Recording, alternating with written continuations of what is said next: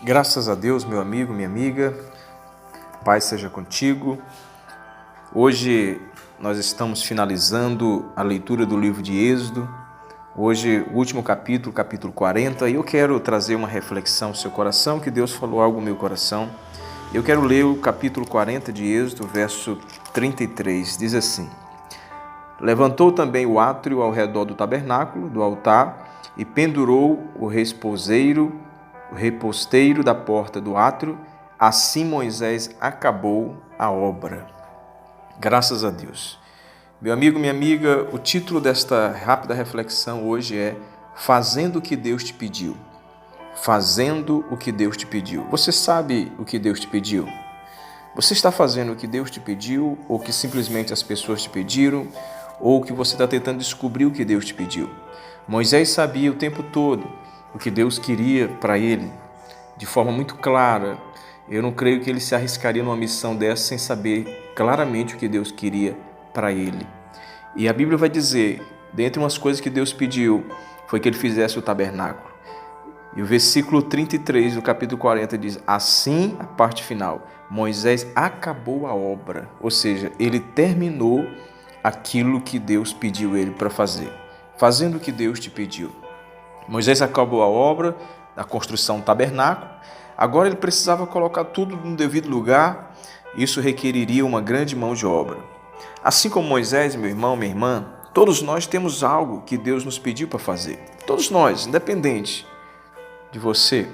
A obra de Deus representa aquilo que o nosso Deus, o propósito para o nosso chamado, aquilo que Deus deu para a gente fazer.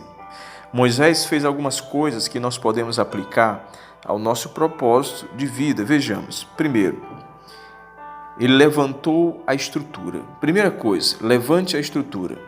O capítulo 40, o verso 1 e o verso 2 diz assim, no verso 2 do capítulo 40, no primeiro dia do mês levantarás o tabernáculo da tenda da congregação.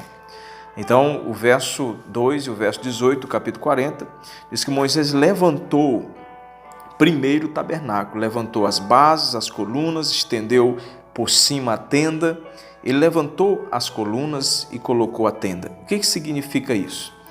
Levante primeiro a estrutura. Levante a estrutura. Isso, querido, significa em nossa vida levantar principalmente a estrutura que sustenta a nossa vida, as colunas que sustentam a nossa vida. Moisés precisou levantar o tabernáculo.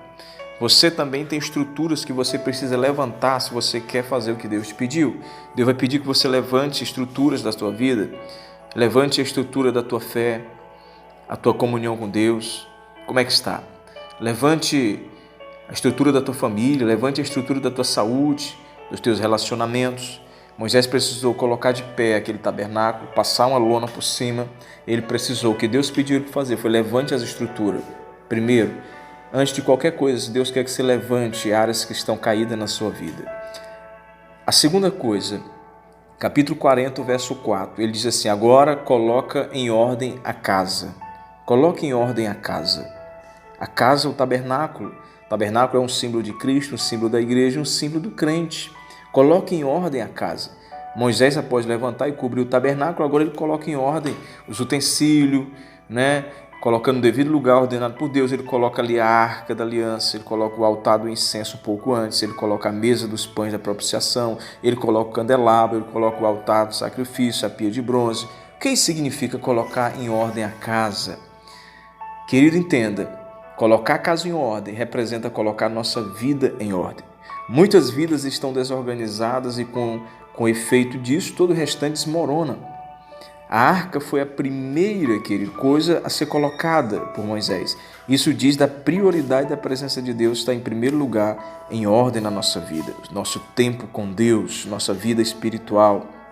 Terceira coisa, capítulo 40, o verso 9, diz que Moisés tomarás do óleo da unção e ungirá o tabernáculo e tudo o que estiver nele. A terceira coisa que Deus pediu para Moisés e pede para nós, consagre a sua vida e seus projetos ao Senhor.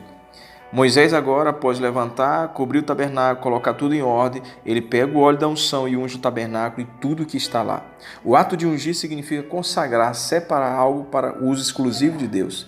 Nesse terceiro passo, precisamos consagrar nossas vidas ao Senhor. Consagrar como? Em oração, em jejum, como estamos terminando o 40 dias de jejum, santificação, santificar a tua mente, os teus olhos, os teus pensamentos, ver o que você está vendo na rede social, na TV, aquilo que está ludibriando o teu coração, aqui, quais são as paixões que estão tirando a sua principal paixão, que é a presença do Senhor.